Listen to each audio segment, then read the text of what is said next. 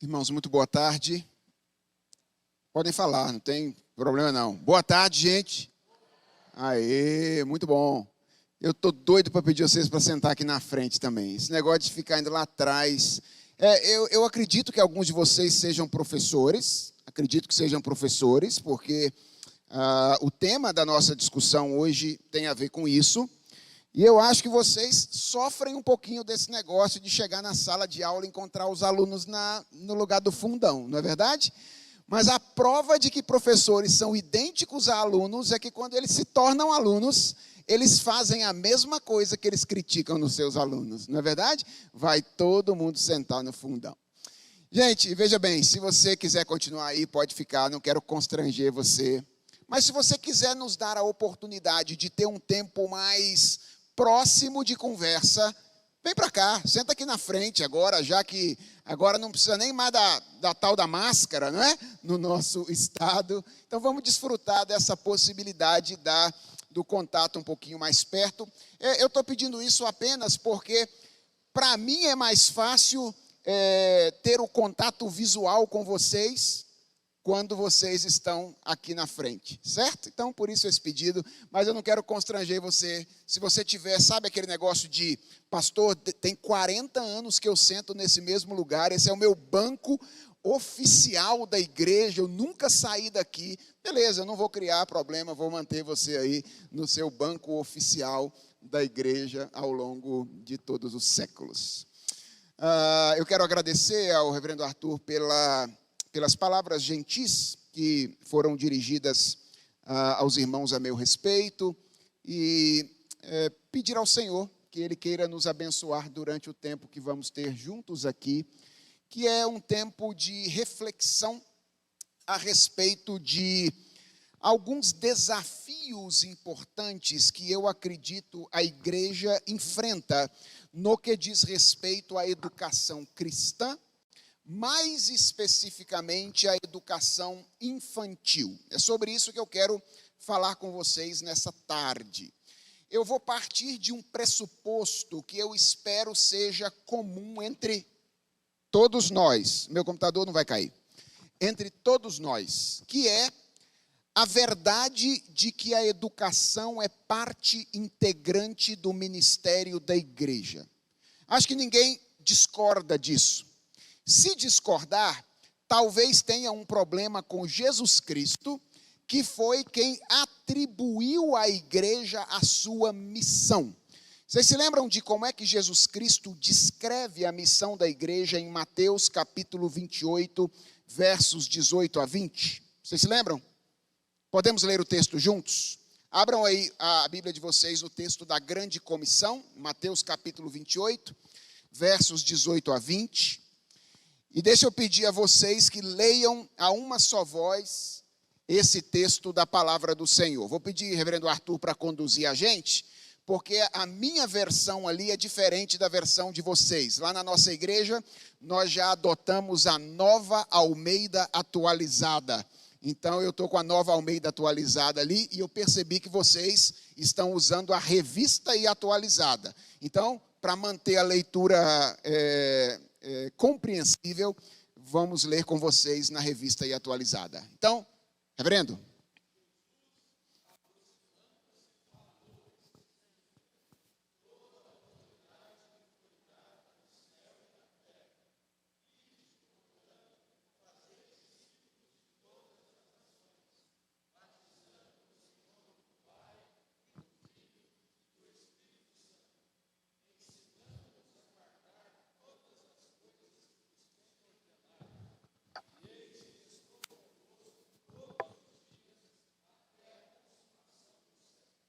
Bem, por que eu estou começando com este texto? Em primeiro lugar, porque nós estamos aqui juntos nessa tarde, iniciando as comemorações dos 65 anos da Igreja Presbiteriana em Taubaté, certo? 65 anos de aniversário. E eu creio que é sempre importante para uma igreja, sobretudo em datas especiais, relembrar qual é a sua natureza, ou qual é a sua razão de ser. Afinal de contas, por que é que Deus nos deixou aqui? Ele podia ter nos salvado e nos tirado imediatamente desse mundo, mas ele não fez isso. Ele decidiu deixar-nos aqui por um longo tempo. A pergunta é, por que ele fez isso? E eu acho que essa passagem de Mateus capítulo 28, ela é uma síntese muito relevante do projeto de Jesus Cristo para a igreja. Quando a gente pergunta por que a igreja existe, qual é a missão da igreja, esse é um texto-chave que a gente precisa olhar. Deixa eu dizer por que eu acho que ele é um texto-chave. Em primeiro lugar, eu acho que ele é chave porque esse texto é constituído das palavras do Cristo ressurreto, a igreja que estava sendo inaugurada. Essas palavras, elas carregam, de certa forma, o tom de palavras de despedida. Lembra, Jesus Cristo tinha cumprido a sua obra na cruz do Calvário, ele tinha ressuscitado, passado algum tempo com os seus discípulos, e ele estava agora prestes de ser assunto aos céus, prestes a voltar para o Pai. E aí então ele dirige essas palavras aos discípulos, dizendo aquilo que eles tinham que fazer. Então, eu não sei se a gente lê essas palavras com o tom que elas de fato têm, mas elas têm um tom dramático. É Jesus Cristo prestes a deixar este mundo fisicamente, orientando os seus discípulos sobre aquilo que ele desejava que eles fizessem durante o tempo em que ele estaria ausente. Obviamente, presente na pessoa do Consolador, mas ausente fisicamente da companhia dos seus discípulos. E a segunda razão pela qual eu acho que essa é uma passagem chave é que Mateus constrói literariamente a passagem de um modo que volta os nossos olhos para um imperativo exclusivo que se desdobra em 3 atividades diferentes. Olha para o texto e percebe como Mateus literariamente o constrói. Ele emoldura um imperativo com 2 grandes molduras, para como se nós estivéssemos olhando para uma pintura, o ponto de fuga dos nossos olhos fosse o imperativo. Qual é a primeira moldura que Mateus coloca na passagem? Toda autoridade me foi dada no céu e na terra. Esse é um parêntese, certo? É Jesus olhando para os discípulos e dizendo assim, eu não sei se vocês perceberam quem é que está falando com vocês, mas eu acabei de cumprir a minha obra de redenção e eu agora recebi toda a autoridade do Pai para exigir o que eu vou exigir isso de vocês agora. Então, essa é a primeira moldura. A segunda moldura, no final do texto, é uma promessa de companhia constante. Eis que estou convosco todos os dias, até a consumação do século. Veja que interessante. Em geral, a gente usa essa passagem para consolar pessoas que estão sofrendo, não é verdade? Gente que está sofrendo, aí a gente vai lá e diz, olha, lembre-se da promessa de Jesus Cristo. Ele disse que estaria conosco todos os dias até a consumação dos séculos. Isso está errado? Não, necessariamente não. A presença de Jesus é presença consoladora, é verdade. Mas o contexto no qual Jesus proferiu essas palavras não foi o contexto de gente que está sofrendo. O contexto foi o contexto de uma ordem que ele está oferecendo à igreja para o cumprimento da sua missão. Então, o alvo de Jesus não é tanto consolo, mas é encorajamento. É como se ele estivesse dizendo assim, eu recebi toda a autoridade, então eu tenho autoridade para ordenar vocês que façam agora o que eu quero que vocês façam, e vocês não vão cumprir aquilo que eu estou mandando vocês cumprirem no poder de vocês. Porque eu estarei com vocês todos os dias até a consumação dos séculos. Então eu ordeno e eu acompanho vocês no cumprimento desta missão. Razões pelas quais nós não podemos e não devemos ser tímidos no cumprimento daquilo que Jesus falou. Ou seja, nós devemos ser corajosos. Nós devemos ser ousados no cumprimento disso, porque nós cumprimos debaixo da autoridade da palavra de Jesus e na companhia de Jesus, que tem toda autoridade. Agora, isso é a moldura, certo? Jesus está emoldurando, ou Mateus, ao construir o texto, está emoldurando desta forma aquilo que está no núcleo, para onde ele quer que os nossos olhos se voltem. E para onde ele quer que os nossos olhos se voltem? Para um único imperativo. Uma única ordem que delineia qual é a natureza da missão da igreja. E a pergunta é, qual é o imperativo que está aí nessa passagem? Qual é o imperativo? Ide, não é isso? Errado. Na maioria das vezes a gente acha que é o ide mesmo, mas não é verdade. Na língua grega, lá no texto original, esse ide aí é na verdade um presente. Não é um imperativo, não é uma ordem. Ele é uma ação contínua. A melhor tradução para esse ide aí seria indo, ou à medida em que vocês forem. Lembra, Jesus está prestes a ir ao Pai. E ele está deixando os discípulos que vão continuar vivendo nesse mundo. E ele começa então a sua orientação a eles dizendo, indo, ou seja, à medida em que vocês forem, continuarem vivendo, agora sim, qual é o imperativo? Fazei discípulos. Essa é a ordem de Jesus e essa é a natureza da igreja. Irmãos, o que é a igreja? A igreja não é um grupo de pessoas que se reúne no final de semana para cantar boa música e ouvir um bom discursador. Isso é um teatro, certo? O teatro faz bem isso aí. Uma igreja não é uma comunidade de pessoas que se reúne para se divertir durante o final de semana. Isso aí, um clube faz bem, ou um parque também faz bem. Uma igreja não é apenas um grupo de pessoas que se reúne para fazer boas ações em relação a outras pessoas. Isso é uma ONG, certo? Então, igreja não é teatro, igreja não é ONG, igreja não é parque de diversão. Embora, atenção, embora todas essas coisas possam fazer parte da vida da igreja, certo? Mas o que caracteriza a igreja, a natureza da igreja, não é nenhuma dessas coisas. O que caracteriza a natureza da igreja é se ela é uma comunidade de discípulos e uma comunidade de discipulado. É isso. Qual foi a ordem de Jesus Cristo quando ele chamou os discípulos? Vinde após mim e eu vos farei pescadores de homens. Esse é o projeto de Jesus Cristo.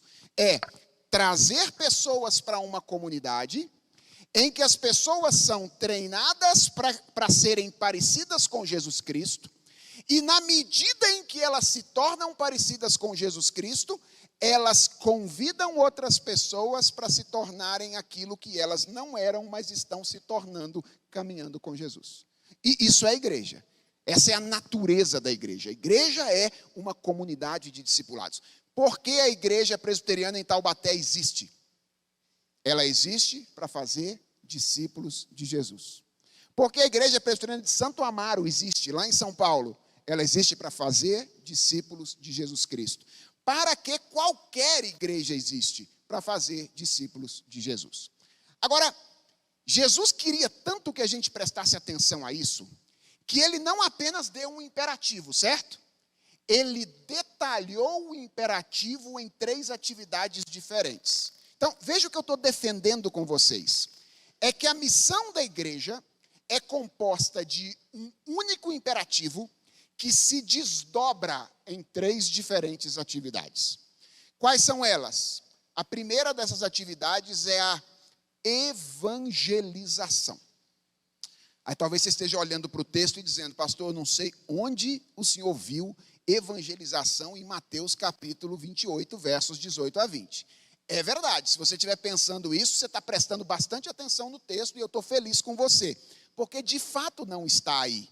Mas se existe algo que a gente precisa aprender sobre interpretação de evangelhos, sobretudo de evangelhos sinóticos. O que são os evangelhos sinóticos? São os 3 primeiros, né? Mateus, Marcos e Lucas. É que nós não podemos isolar uma passagem do seu todo, da maneira como os outros evangelistas narram a passagem. E você se lembra como é que Marcos registra a grande comissão? Se lembram? Ide e pregai o evangelho a toda criatura. É assim que Marcos registra. Então, é verdade, essa atividade não está primeiramente em Mateus, mas está em Marcos. E qual é o grande pressuposto dessa atividade? É o de que o homem é inimigo de Deus. E para que ele se aproxime de Deus, ele precisa ouvir a proclamação da palavra. O que Paulo diz em Romanos capítulo 10? Que a fé vem pelo quê? Ouvir da palavra de Deus. Então, como é que pessoas que não são discípulos de Jesus se tornam discípulos de Jesus? Por meio do chamado de proclamação do evangelho feito pela igreja. Esta é a primeira atividade da igreja no cumprimento da sua missão. A missão é fazer discípulos. Agora a pergunta é, como é que a igreja faz discípulos? Em primeiro lugar, ela faz discípulos indo ao mundo com a proclamação do evangelho, a fim de que pessoas que antes são inimigas de Deus se tornem amigas de Deus ao ouvir o evangelho da graça. Mas não é só isso, essa é só a primeira atitude.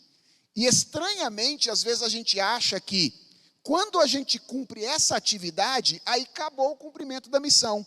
Eu fui ao mundo, preguei o evangelho, a pessoa se converteu, cumpriu a missão, certo? Errado. Jesus Cristo diz, ide por todo mundo, vocês vão pregar o evangelho a toda criatura e vocês vão fazer mais. Quais são os outros dois verbos que estão presentes em Mateus 28, de certa forma adensados ao imperativo?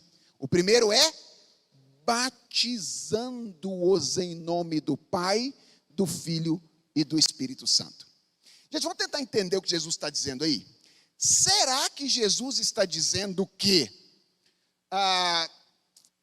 nós deveríamos sair pelo mundo jogando água na cabeça das pessoas ou dando um caldo nas pessoas, a depender da forma de batismo na qual nós acreditamos? Será que Jesus tem em mente apenas o ato externo do batismo em si? Quando ele fala, olha, sai pelo mundo batizando as pessoas em nome do Pai, do Filho e do Espírito Santo. Fosse isso, cada um de nós faria bem em sair com um balde daqui hoje, não é verdade? E encontrando as pessoas pela rua fora, jogando água na cabeça delas. É óbvio que não é isso que Jesus está falando. Jesus tem em mente aqui o batismo como o símbolo de um processo que tem a ver com a inclusão das pessoas na comunidade da fé. Como é que alguém se torna parte do corpo de Cristo? É através do batismo. Então, quando Jesus diz, vocês vão pelo mundo todo, pregando o evangelho e batizando as pessoas, ele tem em mente esse processo de inserção na comunidade da fé, por meio do qual discípulos começam a ser treinados à imagem de Jesus Cristo. E eu tenho chamado isso apenas por causa de um recurso mnemônico de comunhão. Então, a primeira grande atividade da igreja é a evangelização. A segunda grande atividade da igreja no cumprimento da sua missão é a comunhão. Comunhão em que sentido? No sentido de que agora a igreja se torna o ambiente propício e favorável para que pessoas se desenvolvam na fé e sejam conformadas à imagem de Jesus Cristo. Por que uma igreja dividida? Por que uma igreja onde há briga, confusão, está na contramão da sua natureza? Porque ela não permite que isso aconteça. Ou seja, uma igreja onde há briga, confusão o tempo inteiro, ela não se torna em si mesma o ambiente favorável e propício para que outras pessoas se desenvolvam na fé e encontrem no contexto dessa comunidade meios necessários para que a imagem de Jesus Cristo se conforme ou se forme nelas. Porque, irmãos, é ilusão imaginarmos que maturidade espiritual vem apenas de conhecimento teológico, certo? Isso é uma ilusão. É claro que a maturidade espiritual implica conhecimento teológico. Não há maturidade espiritual sem conhecimento teológico. Mas é ilusão imaginar que o mero conhecimento teológico traz maturidade espiritual. Quando Paulo fala a respeito de maturidade espiritual em Efésios capítulo 4, ele diz que isso vem através do serviço eclesiástico. Vocês se lembram disso? Qual é a imagem que Paulo usa? Ele usa a imagem do corpo humano ou a imagem de um edifício. E ele diz que a igreja efetua o seu próprio aumento quando pessoas que receberam os dons do Espírito Santo executam a sua função debaixo do treinamento daqueles que receberam os dons da palavra. Ou seja, Deus concedeu à igreja pastores, mestres, evangelistas, lembra daquele texto que Paulo diz? A fim de que eles treinem os crentes que receberam os dons espirituais, os crentes se engajem no serviço e então a maturidade da igreja aconteça. É no serviço que a gente cresce espiritualmente. É lá. Você quer um jeito de você viver na igreja de maneira confortável?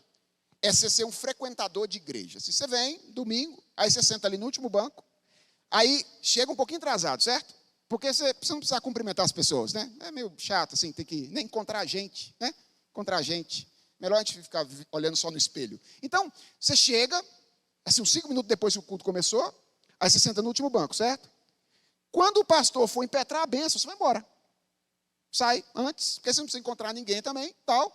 Você vai ter uma vida tranquila de igreja, você não vai ter problema, acho que vai ser sossegado. Quer dizer, às vezes tem, porque às vezes o cara é tão ranzinza consigo mesmo, que ele não consegue se alegrar nem com ele próprio, não é verdade? Mas você não vai ter problema se você viver assim. Agora, posso dizer uma coisa? Esse é o caminho do nanismo espiritual. Você não vai crescer. Por que você não vai crescer? Porque o projeto de Deus é que o crescimento se dê no convívio entre as pessoas. É quando nós convivemos uns com os outros que a gente pisa no dedo do pé do outro, aí tem o dedão do pé pisado, e aí a gente tem que sentar para resolver os nossos problemas e as nossas diferenças, e é assim que o Espírito Santo trabalha a nossa maturidade espiritual. Então, veja o que Jesus diz que a igreja é: uma comunidade de discípulos. Como é que ela faz discípulos? Primeiro, indo ao mundo pregar o evangelho para que as pessoas se acheguem. Depois, se tornando ela própria esse ambiente propício ao desenvolvimento, essa comunidade em que habita perdão, entendimento mútuo, confronto amoroso, todas essas coisas que marcam a comunidade da fé. Mas Jesus não para aí, e é aqui que eu quero chegar.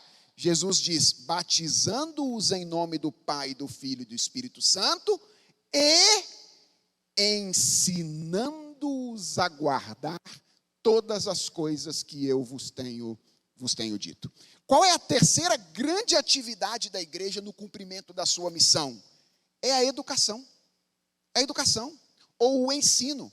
A igreja é uma comunidade no qual essas pessoas agora vão aprender a viver como Deus deseja que elas vivam no mundo criado pelo Senhor.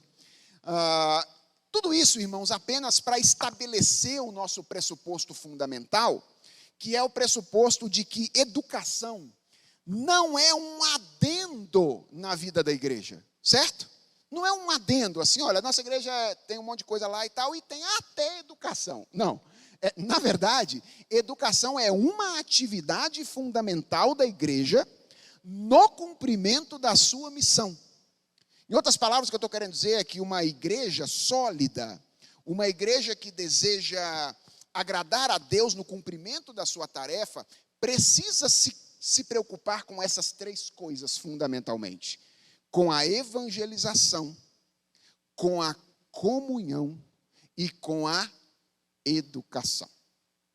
Bem, eu vou falar um pouquinho sobre educação para vocês hoje, e eu vou fazer isso porque essa é uma das áreas nas quais eu estou envolvido em termos de atuação mais direta.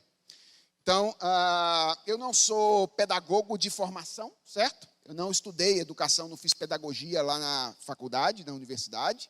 Eu fiz teologia e fiz filosofia. Mas por alguma razão que eu ainda desconheço, Deus me inseriu na vida pedagógica da nossa igreja e da nossa denominação. No ano de 2011, quando ele me chamou para ajudar o Mackenzie na confecção do sistema Mackenzie de ensino. Eu não sei quantos de vocês sabem disso, vocês presbiterianos, mas a nossa denominação, através do Instituto Presbiteriano Mackenzie, ao longo de 15 anos, tem trabalhado para produzir um sistema escolar de ensino baseado em uma visão de mundo cristã. Quantos de vocês não tinham a mínima ideia de que isso está acontecendo? Levanta a mão, sem vergonha, ok? Alguém não tinha a mínima ideia de que isso estava acontecendo? Veja aí, tem algumas pessoas que nunca ouviram falar a respeito disso. Ok, não tem problema. Não tem problema. De fato, esse é um assunto, é algo a respeito do qual a gente fala às vezes pouco. Mas eu quero falar um pouquinho disso para que vocês se alegrem por aquilo que a nossa igreja, a nossa denominação tem feito em termos de serviço ao nosso país. 15 anos atrás, o Mackenzie, muito preocupado com a educação que era oferecida nos seus colégios, decidiu começar a pensar em o que seria ensinar conteúdos enciclopédicos às crianças, desde o maternal até o ensino médio, levando em conta a visão de mundo cristã. Por exemplo, levando em conta que o mundo no qual nós vivemos é um mundo encantado. Ora, como assim, pastor? É isso mesmo. Nós vivemos em um mundo encantado. Nós não vivemos em um mundo que é meramente o resultado de processos físico-químicos aleatórios, como dizem os materialistas. Nós vivemos em um mundo com o qual Deus está relacionado. Existe um mistério na nossa experiência da realidade. Porque é através da realidade, nós estamos nos relacionando com uma pessoa que transcende essa realidade. Os céus proclamam a glória de Deus e o firmamento anuncia as obras das suas mãos. Ora, os materiais didáticos de ensino das crianças no nosso país desconsideram completamente esse fato. Para eles, o mundo no qual nós vivemos é uma máquina. Ou seja, é o resultado de processos físico-químicos mais ou menos aleatórios. Ora, o que significa ensinar ciências, história, geografia, línguas para as crianças, levando em conta que nós vivemos em um mundo tal qual a Escritura diz que o mundo é? Então, a nossa denominação resolveu pensar nisso. Há 15 anos atrás, e começou a elaboração. O sonho era pequeno, era que os 3 colégios Mackenzie naquele período pudessem usar esse material. Sabe o que aconteceu ao longo desses 15 anos? Deus fez o trabalho prosperar, hoje o material já existe, já tem revisões, já está em mais de 250 escolas no país, que se tornaram parceiras do sistema Mackenzie de ensino, e nós já temos mais de 50 mil estudantes usando esse material no Brasil inteiro. Então, olha que coisa legal, que a gente às vezes não tem noção de que está acontecendo. Uma contribuição muito significativa da Igreja Presbiteriana do Brasil ao nosso país, à educação do nosso país. Digo isso, inclusive, para estimular eventuais empreendedores que talvez existam aqui entre nós e que digam assim: vou abrir uma escola cristã. Olha o sonho aí, começando. Vou abrir uma escola cristã. Quem sabe, daqui a um tempo, Taubaté não vê uma escola cristã trabalhando com o material do sistema Mackenzie de ensino. Em 2011, Deus me chamou para trabalhar como orientador teológico-filosófico deste material. Lá eu estou até hoje não diretamente, mas como consultor. E fui obrigado, então, a mexer com esse negócio de educação, certo? A lidar com esse assunto que não era a minha área de interesse antes, a não ser como pai, que eu sou desde 2009, mas de maneira mais específica com educação escolar cristã e também com educação eclesiástica. O que me fez, no ano de 2019, a abrir um grupo de estudos no Centro Presbiteriano de Pós-Graduação chamado Grupo de Trabalho de Educação Cristã, o GTEC, que tinha uma finalidade: estudar o status quo da educação eclesiástica na nossa denominação, no nosso país, no evangelicalismo brasileiro, de um modo geral, e propor quais seriam, ou pensar quais seriam os principais desafios e como nós poderíamos atingir ou trabalhar para que esses desafios fossem, de alguma forma, solucionados. E nós descobrimos algumas coisas, ok? Nós temos alguns desafios importantes no que diz respeito à educação eclesiástica no Brasil hoje. E eu vou mencionar um deles com maior intensidade hoje. Se eu tiver tempo e perceber ânimo na mente, no rosto de vocês, né? Estou vendo aqui, eu estou sondando, viu? Eu estou sondando. Sempre eu fico olhando assim, deixa eu ver se já dormiu. Não, parece que não. Ok, estão acordados ainda. Então, se eu perceber ânimo aqui, eu falo de dois, mais especificamente. Mas um deles eu quero trabalhar com vocês com maior profundidade. Mas deixa eu mencionar quais são os principais, na minha opinião. São 4, tá bom? Eu acho que a gente tem 4 grandes desafios hoje na educação cristã no Brasil, especificamente no que diz respeito à educação infantil. Atenção, pessoal, isso é a minha visão, certo?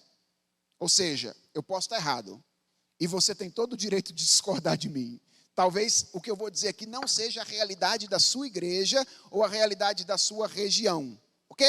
É aquilo que eu consegui perceber, e eu só posso olhar o mundo através dos meus olhos. Então, posso estar errado, mas acho que temos uma amostragem suficiente para perceber o que nós percebemos.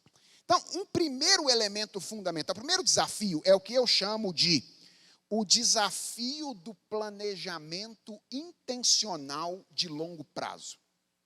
O desafio do planejamento intencional de longo prazo. Sempre que eu falo sobre isso, me vem à mente um episódio em que eu estava em uma igreja certa vez, e eu era seminarista ainda nessa ocasião, e eu me lembro do superintendente da escola dominical apresentar naquele dia as revistas que eles iam estudar no próximo trimestre. E nunca me fugiu à mente a frase que ele usou naquele dia, que me deixou um pouco perturbado, porque ele disse assim: pessoal, chegou a caixa lá da nossa editora, vamos ver o que nós vamos estudar no próximo trimestre. E eu falei assim, ele não sabia o que a igreja vai estudar no próximo trimestre? Assim, ele é o responsável pelo ensino no contexto da escola dominical, e ele não sabia o que ia estudar? Se ele falou para alguém, outra pessoa, escolher para ele o que é que a igreja ia estudar naquela ocasião, ele ligou para a editora e falou, manda o que vocês têm aí de currículo que a gente vai estudar aqui.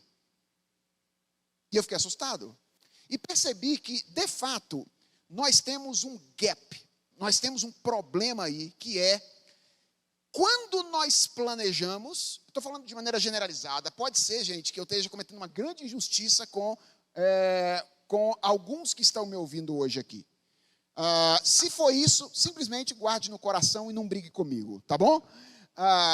Mas quando a gente planeja, às vezes a gente planeja para um ano. Então, assim, é o planejamento anual da igreja. E aí a gente sabe o que vai fazer naquele ano.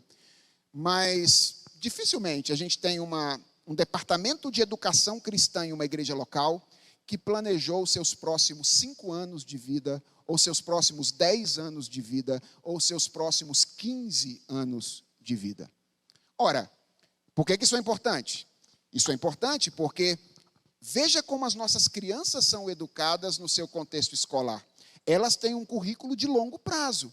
Elas começam a estudar, geralmente, aos 3 anos de idade, lá no maternal, e elas vão encerrar o seu período de estudos aos 18 anos, lá no ensino médio. Então, a gente está falando de 15 anos de estudos. Quem planeja um currículo dito secular, planeja um currículo para 15 anos. Mas a gente, às vezes, planeja para 1 ano, quando planeja muito. Então, esse é um desafio que a gente precisa estabelecer. Um currículo intencional de longo prazo. A igreja precisa de pessoas que possam se assentar e dizer quem são as nossas crianças? Quais são os principais desafios dessa etapa da vida delas? O que nós queremos que elas aprendam em cada uma dessas etapas para que elas cheguem lá no final do jeito que a gente imagina que elas devam chegar. Isso é o que eu estou chamando de planejamento intencional de longo prazo. O segundo desafio é o que eu tenho chamado de o desafio de treinamento de professores. Esse é o segundo grande desafio. Em geral, irmãos, departamentos de infantil de igrejas locais, eles são habitados por pessoas que têm muito boa vontade. Olha, é impressionante lidar com o departamento infantil de uma igreja. Se você quer lidar com gente assim que gosta de trabalhar, arregaçar as mangas e tal, que você fala, ó, vamos fazer esse negócio aqui, o povo está lá qualquer hora que você precisar. Fala, vamos passar o sábado inteiro na igreja aqui recortando papel. O povo passa o sábado inteiro recortando papel. É uma alegria só. Assim, o povo tem esse vigor nesse departamento. Isso é cativante. Contudo, na maioria das vezes, ele é composto por pessoas leigas que não tiveram treinamento particular a respeito de relação de ensino e aprendizagem, diferenças de modo de aprendizagem em cada etapa da vida infantil. E essas coisas são importantes no contexto da igreja. Então, uma segunda coisa que me parece muito importante é que a liderança eclesiástica aproveite o ânimo dessas pessoas que estão ali de mangas arregaçadas para treinar essas pessoas para que elas exerçam o ministério delas de maneira mais, como é que eu diria, eficaz a partir do treinamento que elas possam receber. Então, o primeiro desafio, que eu não vou falar sobre ele, é o do planejamento intencional de longo prazo. O segundo desafio é o desafio do treinamento de professores. Eu vou anunciar o quarto desafio de uma vez, tá bom? Porque eu não sei se eu vou dar conta dele, mas se eu der, eu volto a ele. O quarto desafio é o que eu chamo de o desafio da ampliação de aplicações. Uma das coisas que eu percebo é que as aplicações que a gente faz nas aulas de escola dominical, ou mesmo no ensino na igreja de modo geral, são aplicações muito restritas a algumas áreas particulares da existência humana. É como se, mesmo sem perceber, nós tivéssemos abraçado uma espécie de dualismo. O que é dualismo? É uma visão do mundo que divide a vida em dois compartimentos e olha para a vida como se alguns aspectos da nossa vida tivessem a ver com Deus, com Bíblia e com Ele, mas como se outros aspectos da nossa vida não tivessem absolutamente nada a ver com Deus, com a Bíblia e com outras coisas. Então, exemplo, quando a gente vai falar de espiritualidade, aí a gente acha que Deus está relacionado. Quando a gente vai falar sobre ética pessoal, a gente acha que Deus está relacionado. Quando a gente vai falar sobre relacionamentos interpessoais, a gente ainda acha que Deus está relacionado. Mas quando a gente vai falar sobre arte, economia, política, sociedade, ciência, diversão e etc., a gente acha que essa é a parte da vida que a gente toma conta e Deus não tem nada a ver com isso. Ok? Então, existe uma diferença entre alguns aspectos e outros. A gente faz essa distinção. E não é difícil perceber como as nossas aplicações em aulas de escola dominical, em revistas infantis, elas versam majoritariamente sobre espiritualidade, vida de igreja, ética pessoal e relacionamentos interpessoais. Mas raramente toca em outros aspectos. Qual é o problema disso? O problema disso é que de vez em quando eu estou lá no meu escritório, sentado, trabalhando, lendo os meus livros, e entra um aluno desesperado lá no escritório para falar: professor Felipe, eu vim aqui porque eu preciso de ajuda. Aí eu falo, diga, meu irmão, fala aí como é que eu posso ajudar você. E ele fala assim, eu preciso de um curso de cosmovisão cristã para os adolescentes e jovens da minha igreja, porque os caras estão entrando na universidade lá e estão tudo debandando depois que está no primeiro ano da universidade. E aí eu estou sentado na minha cadeira, eu olho para ele e falo assim, já foi. Já passou. Você está querendo um curso para o cara com 17 anos? Com 18 anos? Agora você não vai construir mais nada. Agora você tem que destruir. Ele já está formado. Ele já está formado. Ou seja, agora você vai ter que, na linguagem do apóstolo Paulo, anular os sofismas. Agora você não precisa mais de um curso de cosmovisão cristã. Você precisa de um curso de apologética cristã.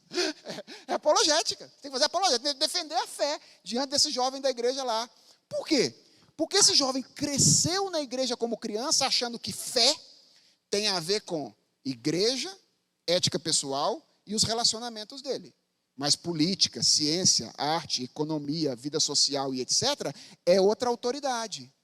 Que outra autoridade? A mesma autoridade que ele encontrou quando ele chegou lá, quando ele foi fazer aula com os professores de cursinho, quando ele entrou na universidade, e ele foi cativado por aquele discurso, porque não teve condição anteriormente de integrar fé e vida antes de encarar o mundo. Então, eu digo para os meus alunos, nós precisamos encontrar estratégias. Eu sei que isso não é fácil, e eu não tenho resposta para isso, gente. Eu tenho problemas, ok? E eu vim falar para vocês que os problemas existem. Na expectativa de que vocês vivam os meus dilemas e problemas, que são, na verdade, de vocês também, eu acho, e possamos juntos encontrar saídas para esse negócio. Qual é o problema? O problema é, nós temos uma aplicação da fé muito superficial no ensino com as crianças. Eu não sei como fazer isso, mas elas precisam aprender que a fé delas determina a maneira como elas se relacionam com o belo. Elas precisam aprender que a fé delas tem impacto na maneira como elas lidam com política no mundo. Elas precisam aprender que que a fé delas tem a ver com a maneira como elas veem a história, o desenvolvimento da linguagem e outras coisas afins. Como fazer isso? Eu não tenho todas as respostas, mas isso me parece algo urgente na educação das crianças no nosso tempo. Mas existe um que ainda é anterior a esse, e talvez seja o mais urgente de todos, que é aquilo que eu tenho chamado de desenvolvimento de uma abordagem evangélica das histórias bíblicas. O reverendo Arthur chamou aqui de abordagem cristocêntrica. É a mesma coisa, é semelhante. Eu tenho evitado usar o cristocêntrica apenas por uma razão. É que eu tenho percebido que o cristocêntrica dá a ideia de que o desafio é encontrar a pessoa de Cristo em cada narrativa. Eu acho que o desafio é um pouco maior. Eu acho que o desafio é perceber como o evangelho e suas implicações estão presentes em cada uma das narrativas. Não é a pessoa de Cristo no que diz respeito às suas características apenas, mas é Cristo e sua obra. Cristo, o que ele fez e os impactos daquilo que ele fez presentes em cada uma das narrativas. E agora a pergunta é, por que você diz isso, pastor? Que esse é um grande desafio para nós. Pois bem, eu digo isso porque durante algum tempo eu tenho estudado como as histórias bíblicas são trabalhadas com as crianças por ocasião da escola dominical. Eu estou dizendo as histórias bíblicas porque, em geral, currículos infantis são narrativos, certo? Existe a possibilidade de ter currículos diferentes. E existem alguns diferentes. Existem currículos temáticos, por exemplo. Mas a maioria dos currículos que nós adotamos na igreja são currículos narrativos. Ou seja, eles têm como ponto de partida histórias da Escritura. Então, em geral, a gente trabalha as histórias com as crianças no departamento infantil. Agora, a pergunta é: como nós trabalhamos de maneira mais comum? Ok? Então, isso eu percebi olhando algumas aulas acontecendo e lendo muito material de editoras evangélicas brasileiras produzido para as crianças. Eu diria que a abordagem das histórias no nosso país é majoritariamente uma abordagem exemplarista, ok? Uma abordagem exemplarista. O que eu estou chamando de uma abordagem exemplarista? Eu vou dar aqui 4 características diferentes dessa abordagem, tá bom? A primeira característica é que essa abordagem, ela lida com as histórias bíblicas considerando-as unidades isoladas. Então, exemplo, tem a história da criação, tem a história de Noé, tem a história de Abraão, tem a história de Moisés, tem a história do rei Davi, tem a história da rainha Esther, tem a história de Jesus, tem a história do apóstolo Paulo, tem a história da igreja do livro de Atos dos Apóstolos, e cada uma dessas histórias é uma história diferente, trabalhada isoladamente no currículo das crianças. Então, essa é uma primeira característica. Elas abordam as diferentes cenas da história bíblica como se fossem histórias isoladas, de maneira estanque, sem que relações entre elas sejam estabelecidas.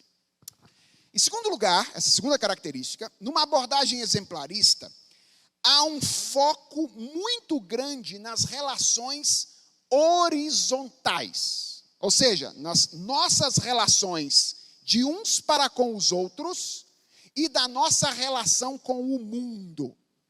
Então pensa aqui, o professor vai contar a história sobre Abraão e Isaque, um pai e um filho.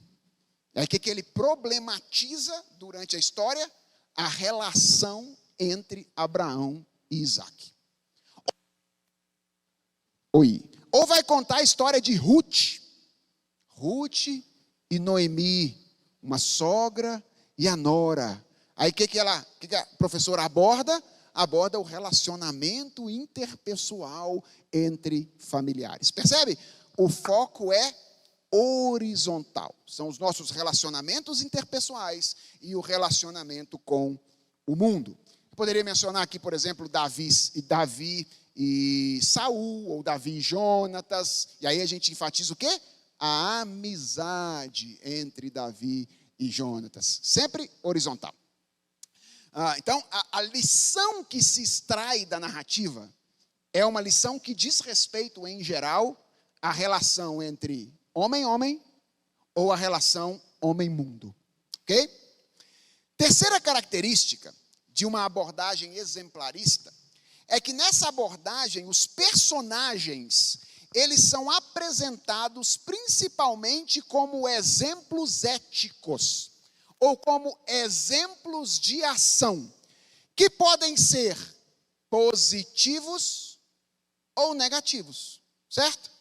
Então a gente vai lá ensinar para a criança e a gente fala: olha, Abraão chegou no Egito com a mulher dele era muito bonita, e ele ficou com medo do pessoal lá ficar interessado na mulher dele, então ele falou uma mentirinha. Ele falou que a mulher dele não era mulher dele, falou que era irmã dele. Então, Abraão fez uma coisa que não pode fazer. Nós aprendemos com essa história que nós não podemos mentir. Percebe? É Abraão sendo usado como um exemplo ético, ou como um exemplo negativo de moral nessa ocasião. Ou então, Davi teve coragem para enfrentar o gigante Golias. O que essa lição ensina para nós? Ensina que nós precisamos ser pessoas corajosas para enfrentar os gigantes da nossa vida. Senão, nós não vamos conseguir enfrentar os gigantes da nossa existência. Eu estou vendo um monte de gente rindo, porque provavelmente estão lembrando das aulas que deram no passado a respeito dos personagens que eu estou mencionando aqui, né? E, de fato, esse é o modelo, gente, que a gente tem, historicamente, a gente tem, de certa forma, repetido ao longo da história da igreja. E atenção, deixa eu dizer algo aqui, para tirar esse peso de vocês, que eu já estou sentindo que o peso está chegando. Então, deixa eu tentar tirar o peso. Esse é um negócio novo, essa abordagem que eu estou chamando de evangélica aqui, não é para o ensino na escola dominical, não. Reverendo Arthur está aqui para não me deixar mentir. Isso é um negócio novo para nós pastores na abordagem de sermão. Ok? Então, isso aqui não é um negócio que nós pastores falamos que precisamos aprender a fazer como se nós já soubéssemos fazer de carteirinha. Não, tem sermão meu que eu ouço de vez em quando, eu falo, rapaz, só teve moralismo naquele negócio ali. O evangelho ficou longe. Eu tenho pena de quem me ouviu hoje. Tem dia que eu oro e eu falo, tenho pena de quem me ouviu hoje. Porque Jesus, a cruz e o evangelho passaram longe desse ensino moralista ali. Se eu fosse um muçulmano ou um judeu, talvez eu pregasse a mesma coisa que eu preguei hoje. Esse monte de lição de moral positiva que eu preguei para a igreja hoje. Às vezes eu tenho que me arrepender diante de Deus e dizer, olha, não foi legal hoje. Por quê? Porque isso é algo que a gente está treinando a fazer e descobrindo academicamente, inclusive, por meio de escritos mais recentes. Mas, vá pegando aí as características. Terceira característica, personagens apresentados como exemplos éticos. Então, os personagens ou os eventos, eles são tratados como se o propósito principal dos eventos fosse nos ensinar o que nós devemos fazer e o que nós não devemos fazer. Ok? Finalmente, o objetivo em uma abordagem exemplarista, em termos de aplicação, é sempre estimular o aluno a seguir ou não seguir o exemplo das personagens. Então, em geral, como é que é uma aplicação de uma aula exemplarista? É isso. Abraão fez o que estava errado. Não faça o que Abraão fez. Abraão fez o que está certo. Faça o que Abraão fez. E aí, às vezes, a gente dá um passo que vai um pouquinho mais longe e um pouquinho mais perigoso. Deus abençoou Abraão porque Abraão fez isso. Ou Deus não abençoou Abraão porque Abraão não fez isso. Certo? Daqui a pouco eu vou colocar isso no lugar, porque pode aparecer que esse pastor é meio doido, ele não acredita que assim, as coisas boas que a gente faça no mundo, que a gente deva aprender com personagens do passado, a fazer coisas corretas. Ele não acredita que existe bênção decorrente da obediência e maldição decorrente da desobediência, como a aliança de Deus está estabelecida no Antigo Testamento. Claro que eu acredito nessas coisas todas. E daqui a pouco eu vou tentar colocar isso no seu devido lugar, tá bom? O problema não é que essas coisas apareçam na aula. O problema é que essas sejam as únicas coisas que apareçam na aula. Ok? Não é que elas estejam lá. É claro que nós devemos estimular alguém a imitar ou não imitar bons ou maus exemplos. Isso é parte do nosso desafio. Mas isso não é o todo do nosso desafio e se torna perigoso quando isto é o todo do nosso desafio. Por quê, gente? Caminhemos aqui mais um pouquinho. Porque a abordagem exemplarista tem alguns problemas. E eu quero apontar 3 problemas diferentes desse tipo de abordagem aqui. O primeiro é um problema literário. Por que a abordagem exemplarista tem um problema literário? É que ela não faz justiça à natureza da Escritura. A Escritura não é um amontoado de histórias. A Escritura é uma história, da qual variadas histórias fazem parte. Então, atenção, a história de Esther não é uma história qualquer que compõe a Bíblia. A história de Esther é uma cena importante de uma grande história que está na Escritura. E não se pode fazer justiça a Esther e aos fatos narrados em Esther, a menos que se perceba como Esther e os fatos narrados lá compõem a grande história. Ficou claro o que eu disse? Então, uma abordagem exemplarista, ela não faz justiça ao texto bíblico. O texto bíblico, gente, não é um catado de histórias que Deus foi jogando lá assim e falou, ó, aí você estuda cada uma separadamente e vê o que você pode aprender com ela em termos de o que fazer e não fazer. A Bíblia tem uma única história. Certo? Lembra do que Jesus disse aos fariseus certa vez? Ele disse, errais não conhecendo as Escrituras, porque elas testificam de mim. Quem é o personagem principal da história da Escritura? É Jesus Cristo. Por isso, a abordagem cristocêntrica é porque os fatos da Escritura apontam de forma direta ou indireta para o seu personagem principal. Então, há um equívoco literário na abordagem exemplarista. Em segundo lugar, há um problema teológico na abordagem exemplarista. Qual é o problema teológico? É o legalismo. A crença de que nós somos abençoados ou recebidos por Deus com base naquilo que nós fazemos ou deixamos de fazer. Gente, essa é a nossa religião natural, certo? O legalismo é a nossa religião natural. Por que de vez em quando os meus sermões saem, mais de vez em quando do que eu gostaria, os meus sermões saem meio legalistas? Por quê? Porque essa é a minha religião natural. Essa é a sua religião natural. Quando a gente se vê no meio da enrascada, a pergunta nossa imediata é como é que eu resolvo esse problema? Eu resolvo esse problema. Eu, ok?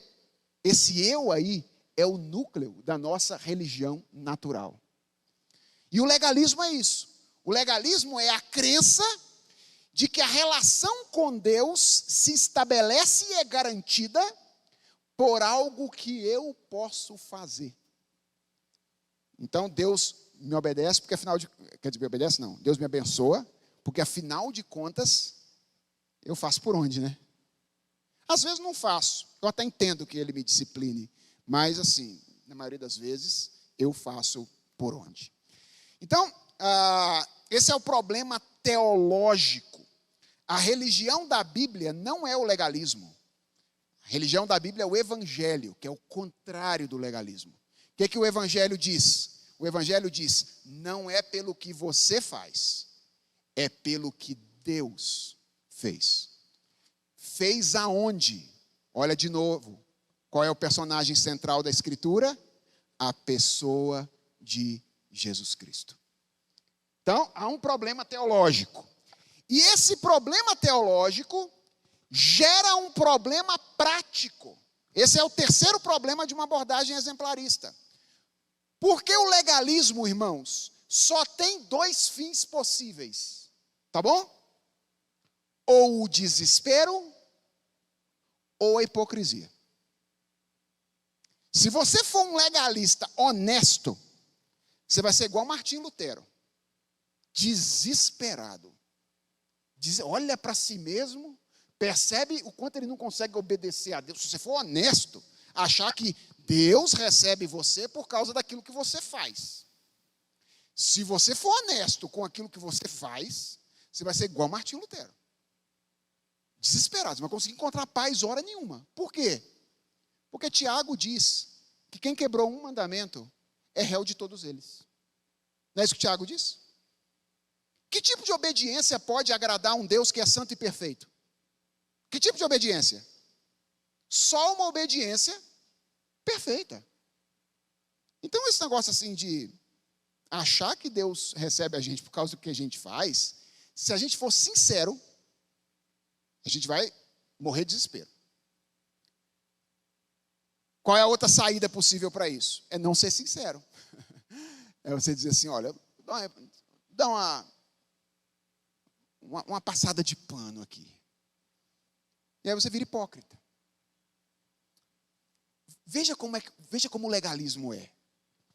O legalismo, ele às vezes reduz o nível das exigências de Deus para que a gente consiga obedecer às exigências reduzidas e se satisfazer conosco mesmos. Já pararam para perceber isso? Por exemplo, ser crente é fazer o quê? 3 coisas.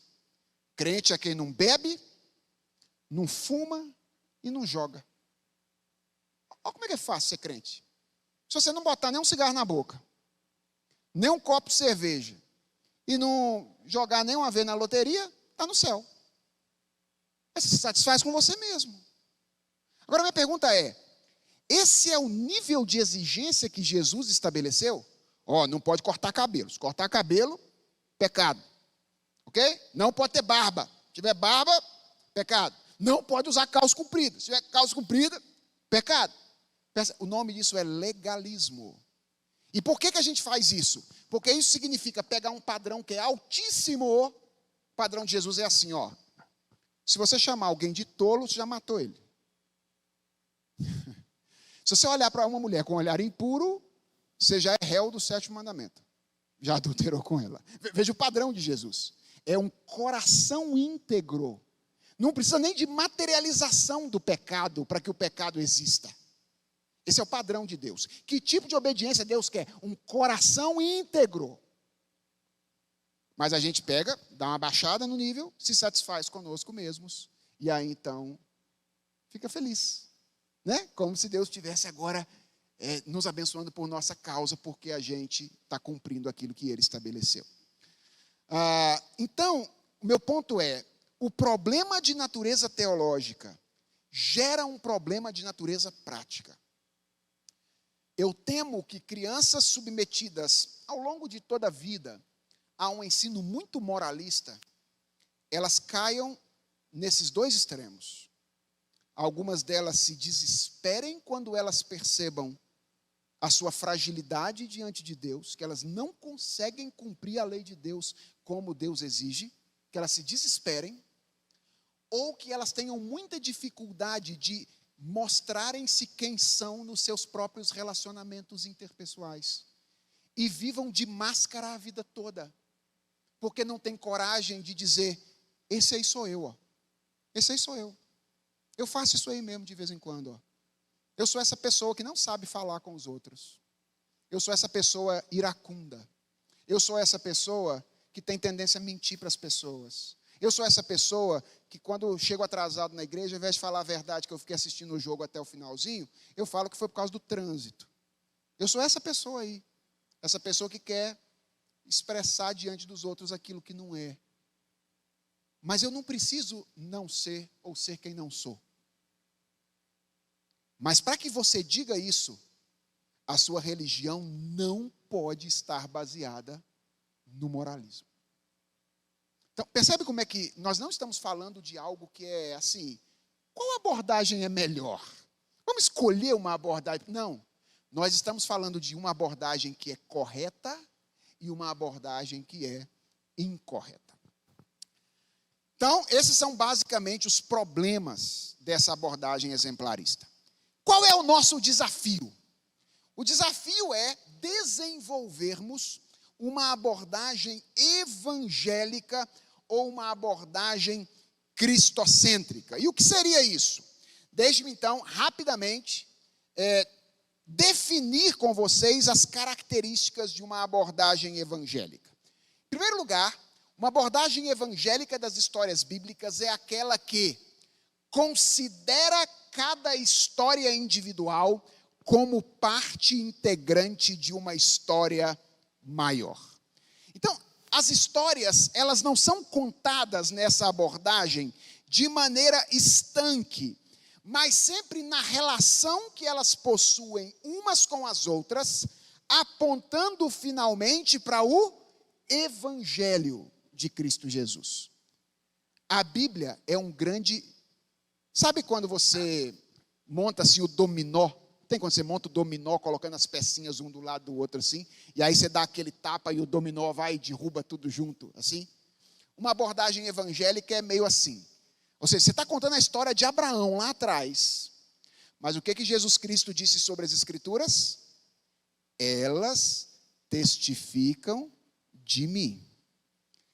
Então, embora o personagem histórico da história seja Abraão, o personagem principal da história não é Abraão. O personagem principal da história está no Novo Testamento, é Jesus Cristo. E uma abordagem evangélica precisa trazer à tona a pessoa, a obra e os benefícios da obra de Cristo, sempre que uma história é contada. Então eu estou falando de Abraão, ele é meu personagem, mas o alvo é apresentar a pessoa e os efeitos da obra de Cristo. Segunda característica dessa abordagem é que ela enfatiza a dimensão vertical da nossa existência. Qual é a relação que é foco de uma abordagem evangélica? Não é a relação interpessoal, nem é a relação nossa com o mundo, é a nossa relação com Deus. Ou é a relação de Deus conosco. Então, quando eu recebo um aluno, no domingo de manhã, uma criancinha de 5 anos, se eu tenho uma abordagem evangélica, eu tenho que ter na minha mente o seguinte: hoje eu vou ensinar para você algo que diz respeito à sua relação com Deus. Não é algo que diz respeito à sua relação com seu pai só. Não é algo que diz respeito à sua relação com o professor na escola só. Não é algo que diz respeito à sua relação com o mundo e com as plantas que Deus criou. Ok? É algo que diz respeito à sua relação pessoal com Deus. Talvez você diga, mas pastor, as outras coisas também entram, não é? Claro, mas elas entram como efeitos de uma mudança na relação com Deus. Lembra como é que Gênesis organiza os mandatos da criação? São 3 mandatos, não são? O mandato espiritual, relação com Deus. O mandato social, relação com o próximo. O mandato cultural, relação com o mundo. Esses 3 mandatos estão em pé de igualdade? Sim ou não? Claro que não. O mandato espiritual é fundamento e base para os outros 2 mandatos. Como é que eu sei disso? Ora, Gênesis 1, como é que está a relação do homem com a sua mulher? Gênesis 1. Como é que está a relação do homem com a sua mulher, gente? Vocês já dormiram? Acorda aí. Está perfeito. Gênesis 3, como é que está a relação do homem com a sua mulher? Está quebrada. O que aconteceu entre Gênesis 1 e Gênesis 3? O mandato espiritual foi quebrado. Por que o mandato social se quebra? O problema não está simplesmente no mandato social. Você precisa obedecer sua mãe. Você precisa obedecer seu pai. Não, a criança está careca de saber disso. Careca de saber disso. Aliás, se tem uma aplicação que ela ouve na escola dominical, todo domingo é esse negócio aí. Gente, o problema da criança não é que ela não sabe que ela tem que fazer isso, é que ela não consegue. Não é que ela não sabe, é que ela não consegue. E por que ela não consegue? Porque ela tem um coração igual ao seu, que sabe que você deveria fazer um monte de coisa e não consegue fazer. Então, a criança como você precisa mais do que uma orientação sobre o que fazer no que diz respeito aos nossos relacionamentos. Ela precisa de uma transformação na relação pessoal dela com Deus. É quando isso acontece que ela se torna habilitada a colocar em prática as orientações relacionadas aos outros mandatos. Veja, às vezes é fácil fazer isso, outras vezes é muito difícil. O reverendo Arthur concorda comigo que tem texto que parece que não tem nada de relação com Deus envolvido. Não é assim? Não é assim? Por exemplo, Você pega aquelas orientações do apóstolo Paulo em Filipenses, no capítulo 2, lá no comecinho. Se há, pois, alguma exortação de amor, se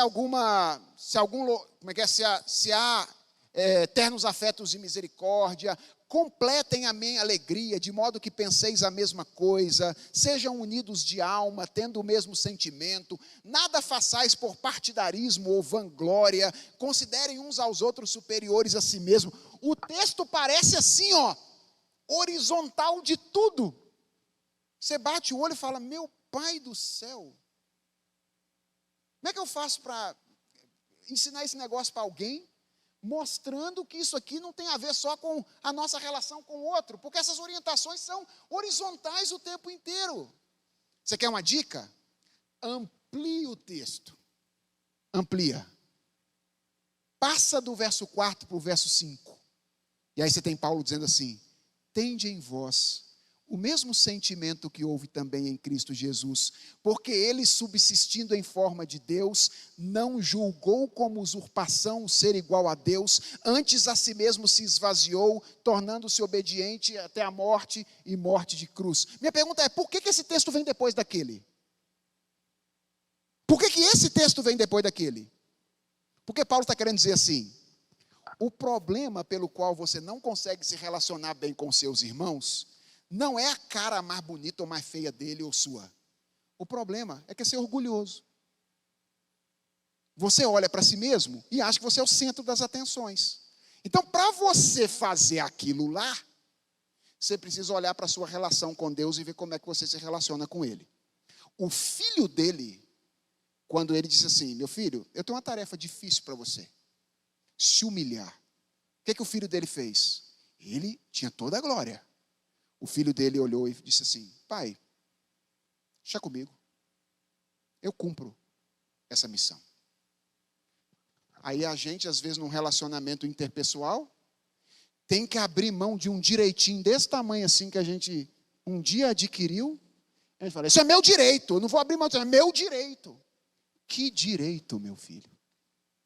Que direito você tem? Olha o que Jesus fez. Que direito? Você está cobrando que direito? Percebe como Paulo está localizando o problema na relação com Deus? O problema não é a sua relação com o próximo só. Se existe um problema na relação com o próximo, é porque há algo na relação com Deus que precisa ser resolvido. A abordagem cristocêntrica percebe isso. Ela verticaliza a discussão. Terceira característica. A abordagem evangélica não considera os personagens primariamente como exemplos de ação. Então, os personagens, eles não são exemplos pelo que fazem ou pelo que deixam de fazer. Eles são exemplos como? Eles são exemplos daquilo que Deus faz neles. Percebeu a diferença? Não é tanto o que eles fazem, é o que Deus faz neles para que eles possam fazer o que eles fazem. Eu acho muito bonita a maneira como Marcos registra o chamado dos discípulos. Vocês se lembram como Marcos registra o chamado dos discípulos? Ele diz que Jesus chamou 12 para, olha a finalidade, estarem com ele e pregarem o evangelho e expulsarem demônios. Olha que coisa interessante. Jesus queria que os discípulos fizessem algo em relação aos outros e o mundo, certo? Pregar o evangelho e expulsar demônios. Mas a natureza essencial do chamado deles não é essa. É estarem com ele. Ou seja, para vocês fazerem isso, antes eu preciso fazer alguma coisa por vocês. Então vocês vão ficar comigo, esse é o chamado de vocês. Vocês vão aprender de mim, ter o caráter conformado a mim. E então, como consequência disso, vocês podem fazer alguma coisa. E finalmente, quarta característica, nessa abordagem, o objetivo é levar o aluno a considerar a sua condição espiritual, ser encaminhado a Jesus Cristo como o único caminho para o restabelecimento da relação com Deus e como a única fonte de recursos para o crescimento em santidade. Então, vejam, Nessa abordagem, a obediência faz parte? O exemplo faz parte? Claro que faz.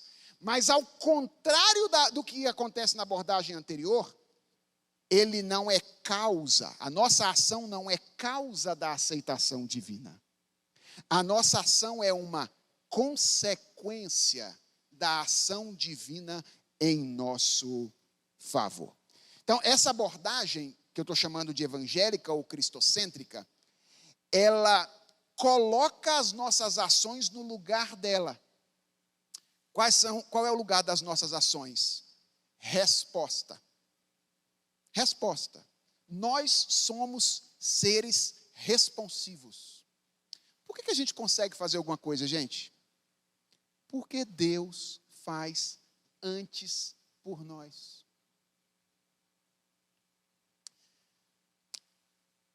Olha como há um texto bíblico que às vezes é muito mal compreendido e que mostra isso de maneira clara. Lembra do famoso episódio do lava-pés? Lembra? O famoso episódio do lava-pés? Que em geral a gente usa como texto para ensinar sobre liderança. Não é isso? Liderança servil, precisamos ser humilde. Se até Jesus lavou o pé dos discípulos, etc. e tal. Então a gente tem que lavar também. Não tem nada errado nisso. É isso mesmo. Jesus mesmo vai dizer isso. Se eu fiz isso sendo o Senhor, vocês deveriam fazer o mesmo. Mas o texto está ali para ensinar uma outra coisa diferente. Lembra do episódio? O episódio é: Jesus chega, pega o balde d'água, começa a lavar o pé chulezento dos discípulos. O de Judas está lá no meio, inclusive, ok? E Jesus está lá, lavando o pé dos discípulos. Ele lava o pé de alguns e chega em um indivíduo. Quem é o indivíduo? Pedro. Pedro é o sinônimo do legalismo, gente. Vocês viram Pedro no Evangelho? Vocês podem olhar assim, no Evangelho, nas cartas não, tá? Nas cartas ele é bem diferente. Mas no Evangelho, ele é o símbolo disso. Ele olha para Jesus e fala assim: você não vai lavar meu pé. Você não vai lavar meu pé, eu não vou deixar, sou eu que tenho que lavar o seu pé. E a gente olha para essa atitude de Pedro e fala: que cara humilde. Jesus olha para ele e fala assim: se eu não lavar o seu pé, você não tem parte comigo. Ora, por que Jesus dá essa bronca em Pedro? Por que Jesus dá essa bronca em Pedro? Porque Pedro não estava entendendo o que estava acontecendo. O que Pedro estava dizendo é: eu não preciso do seu serviço. Eu é que tenho que servir-te. E o que Jesus está dizendo para Pedro é verdade, mas nas suas mãos não existem nada antes de eu colocar. Então, Pedro, é o seguinte: você tem que me servir mesmo. O seu problema é que você acha que tem com o que me servir antes que eu te sirva. Pedro, entende de uma vez por todas? Ou eu te sirvo primeiro para depois você me servir, ou você não pode fazer nada. O que é que você não tem que você não recebeu? E aí o Pedrão, né, todo animado, olha e fala: então já que é assim, então dá um banho em mim de uma vez, velho. Lava tudo, pé, cabeça, tudo. Aí Jesus olha para ele: Pedro, você é sempre exagerado, Pedro. Você já tomou banho, meu filho. Você não precisa tomar banho de novo. Agora é só o pé. O que Jesus está dizendo para ele? Você não precisa de uma conversão do zero de novo. Já se converteu. O evangelho já chegou a você. Só que você não pode se esquecer de que não é porque você recebeu o evangelho uma vez que você não precisa dele constantemente. Então você recebeu uma vez, já tomou banho, ok? Mas agora o que você tem que aprender todo dia que você vier na igreja de novo? As nossas crianças, o tempo inteiro. Tem que aprender as verdades do evangelho. Todo domingo você vem para a igreja para ouvir o quê? Evangelho. Todo domingo as crianças vão para a igreja para ouvir o quê? Evangelho. Por quê? Porque o evangelho é o alimento que aponta para nós aquilo que Deus faz por nós, para que nós possamos então fazer aquilo que nós somos chamados para fazer.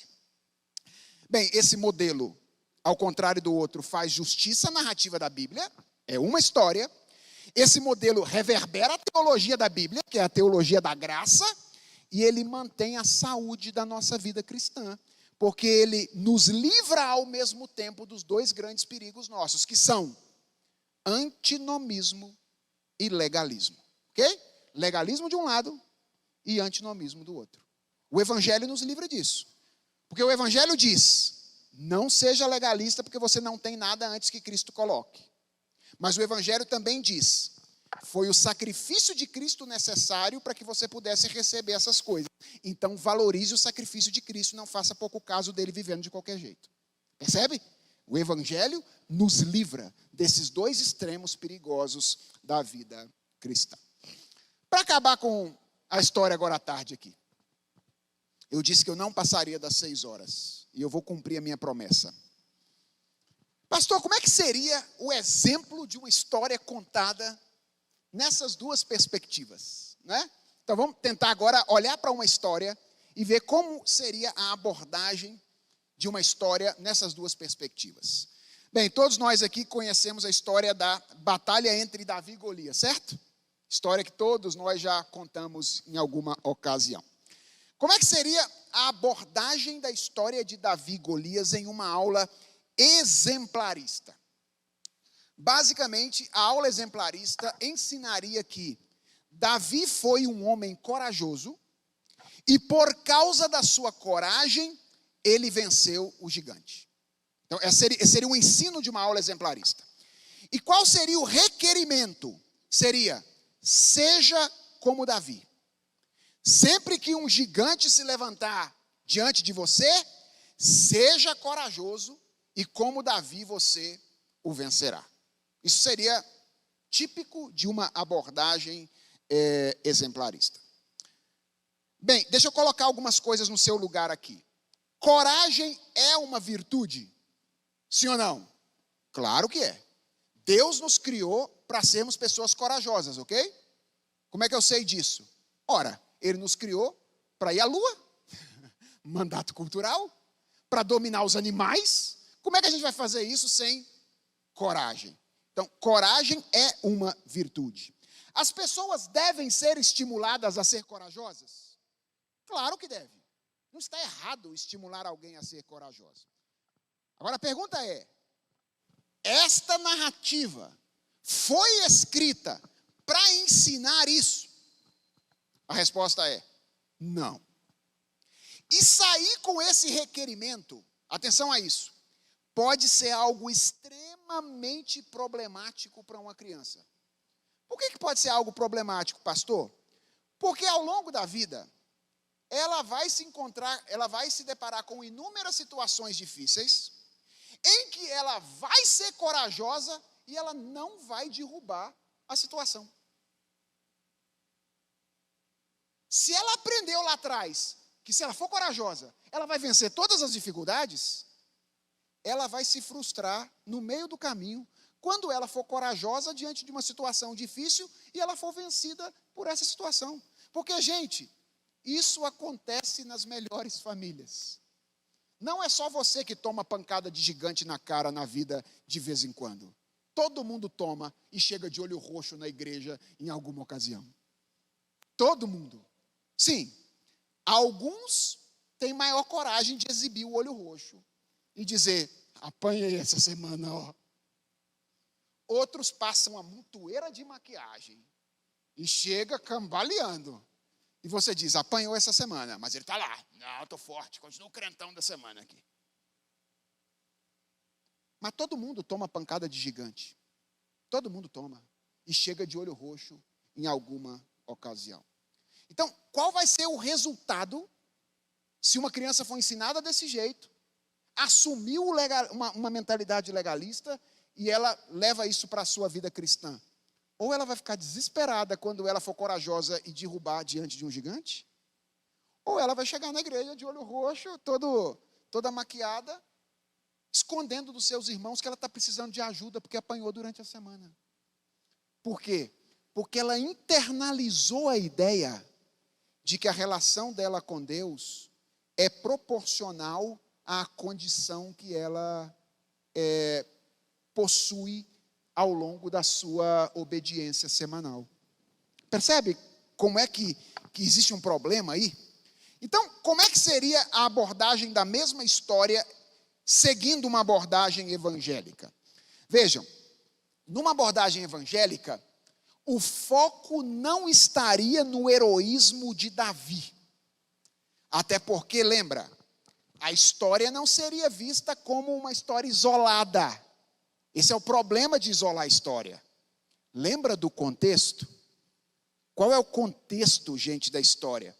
O contexto é, Davi era um jovenzinho pastor que tinha acabado de ser ungido rei, e então, sem nenhuma força, sem nenhuma arma adequada, derruba o gigante filisteu que afronta o Deus de Israel e os guerreiros anteriores não tinham conseguido derrubar.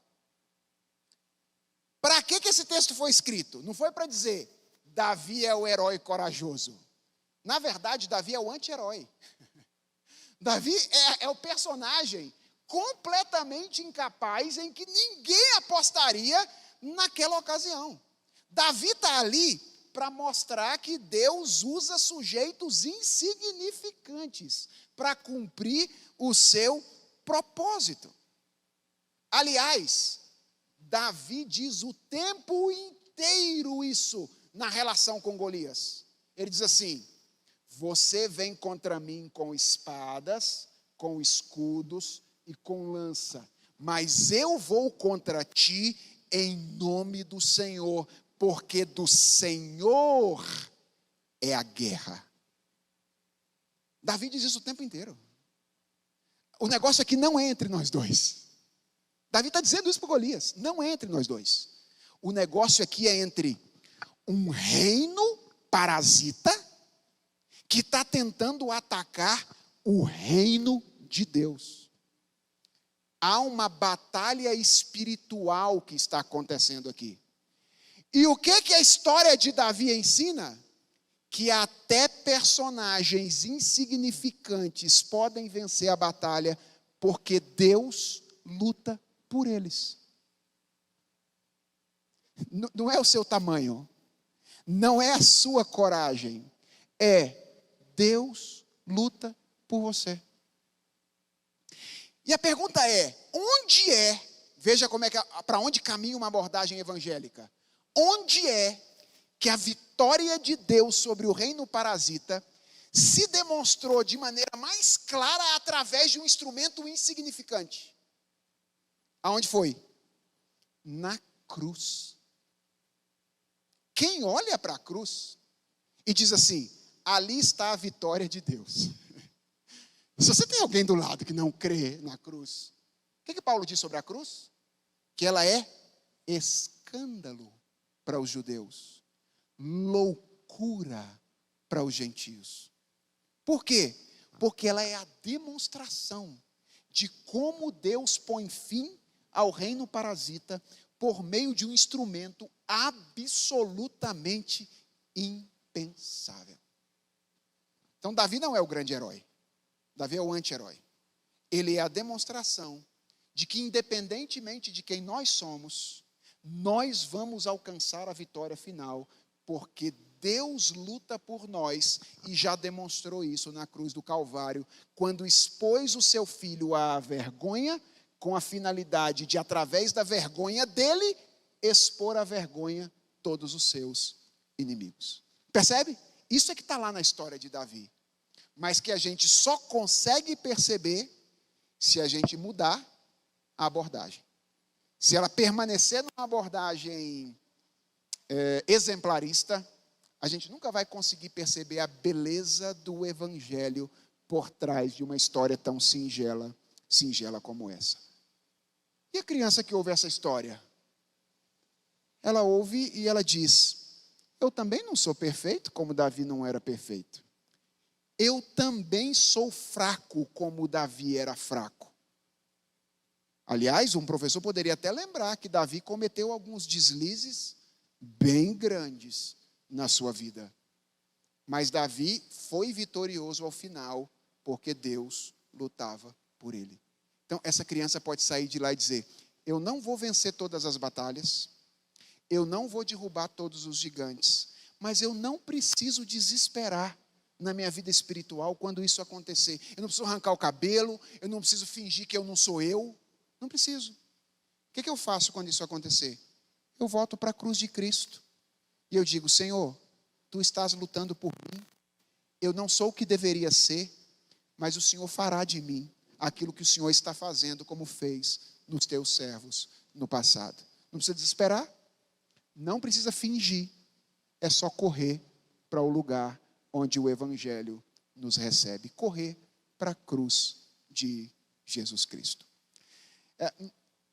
Nós precisamos, irmãos, e eu termino aqui, esse é o meu ponto, pensar em estratégias que povoem nossos departamentos de educação cristã com esse tipo de abordagem das histórias bíblicas, uma abordagem que seja essencialmente uma abordagem evangélica.